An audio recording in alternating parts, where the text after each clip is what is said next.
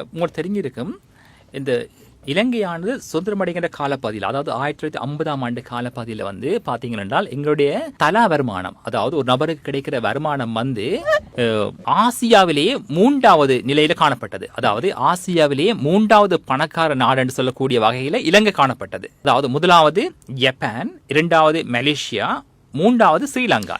ஒரு நாட்டு நாணயத்தை கொண்டு கொள்வன செய்யக்கூடிய வெளிநாட்டு நாணயத்தின் அளவு தான் சொல்றது. நாங்கள் நாணய மாற்று வீதம் என்று சொல்லி அழைப்போம் நாங்கள் அதை ஆகவே அதனுடைய ஒரு நாணயத்தினுடைய வெளிநாட்டு நாணய கொள்வன சக்தி எப்படி தீர்மானிக்கப்படும் என்று சொன்னால், எங்கள்கிட்ட நிறைய வெளிநாட்டு நாணயம் இருக்கும் என்று சொன்னால் ஆகவே எங்களோட சொத்து உயர்வாக காணப்படும். ஆகவே எங்கள்கிட்ட வெளிநாட்டு நாணயம் இருக்கும் என்று சொன்னால் வெளிநாட்டு நாணயத்தினுடைய விலை குறைவடையும். அப்படிதான் நாங்கள் இருக்கோம். ஆகவே ஒரு நாடு சொல்றது ரிசர்வ் என்று சொல்வார்கள். வெளிநாட்டு நாணயம் இருப்பை நாங்கள் அதிகரித்து வச்சிருக்க வேண்டும். அதாவது இந்த நாட்டில் ஏதாவது நாங்கள் இறக்குமதி செய்வதற்கு நாங்கள் இந்த நாணயத்தை பயன்படுத்தலாம். அவை சுதந்திரமடைகின்ற காலப்பகுதியில் 3வது பணக்கார நாடாக இருந்த எமது பொருளாதாரம் தற்பொழுது நாங்கள் ஒரு பொருளாதார நெருக்கடிக்கு சென்று மீண்டு வருகிற நிலைமை ஏற்படுகின்றது. ஆகவே நாங்கள் ஏன் குறிப்பிடுகின்றோம் என்று சொன்னால், ஒரு பொருளிய நோக்கில ஒரு வரவு செலவு திட்டமானது ஒரு நாட்டுக்கு மிக மிக முக்கியமான ஒரு கொள்கை திட்டமாக அமையும். ஆகவே நாங்கள் சரியான அல்லது நீண்ட கால அபிவிருத்தி நோக்கி ஒரு பொருளாதார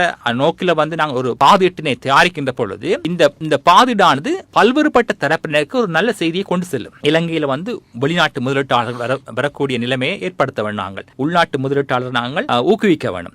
சிறிய நடுத்தர காய்ச்சலாளர் ஊக்குவிக்க வேண்டும். ஆகவே இலங்கையில காணப்படுகின்ற தொழில்துறைகளை அவர்களை நாங்கள் பலப்படுத்த வேண்டும். தொழில்துறையை நாங்கள் முன்னேற்றக்கூடிய வகையில் பல திட்டங்களை மேற்கொள்ள வேண்டும். அதாவது அந்த துறையை நாங்கள் துறையில் ஈடுபட்ட மக்களுக்கு சலுகை அடிப்படை கடன்களை கொடுக்கணும்.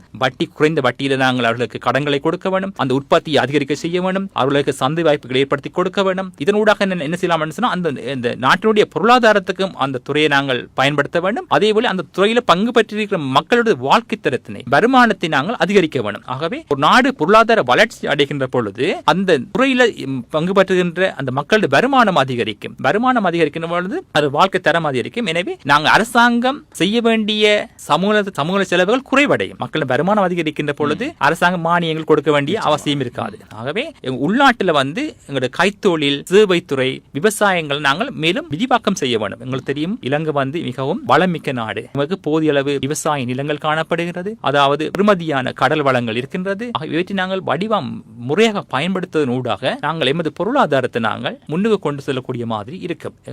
எமது இந்து சமுத்திரத்தில் காணப்படுகின்ற ஒரு நாடு, அழகிய நாடு. சுற்றுலாத்துறையை நாங்கள் விருத்தி செய்யக்கூடிய சந்தர்ப்பம் ஏற்பட்டிருக்கு. நீங்க பார்த்து கேள்விப்பட்டிருப்பீங்க. அண்மையில யாழ்ப்பாணம் பிரயாணம் செய்வதற்கு, அதாவது வெளிநாட்டு சுற்றுலா பயணிகள் தனியாகவோ அல்லது குழுக்களாகவோ பிரயாணம் செய்வதற்கு மிகவும் சிறந்த இடம் என்று சொல்லி எங்கள் யாழ்ப்பாணம் தெரிவு செய்யப்பட்டிருக்கு. இது ஒரு நல்ல செய்தி. ஆகவே இந்த செய்தியை நாங்கள் எமது வெளிநாட்டு முதலீட்டாளர்களுக்கு நாங்கள் இதை கொண்டு போய் சேர்க்க வேண்டும். ஆகவே இந்த வரவு செலவு திட்டத்தில் மேற்கொள்ளப்படுகிற தீர்மானங்கள் நீண்ட காலத்துக்கு மாற்றமடையக்கூடாது. கொள்கைகள் அடிக்கடி மாற்றமடைந்தால் வெளிநாட்டு முதலீட்டாளர்கள் முதலீட்டுக்கு பயப்படுவார்கள். ஆகவே நாங்கள் மேற்கொள்ளுகிற கொள்கைகள், தீர்மானங்கள் நீண்ட காலத்துக்கு மாற்றமடையாத ஒரு போக்கினை கொண்டிருக்க வேண்டும். உங்களுக்கு தெரியும், சிங்கப்பூரை பார்த்தீர்கள் என்று சொன்னால்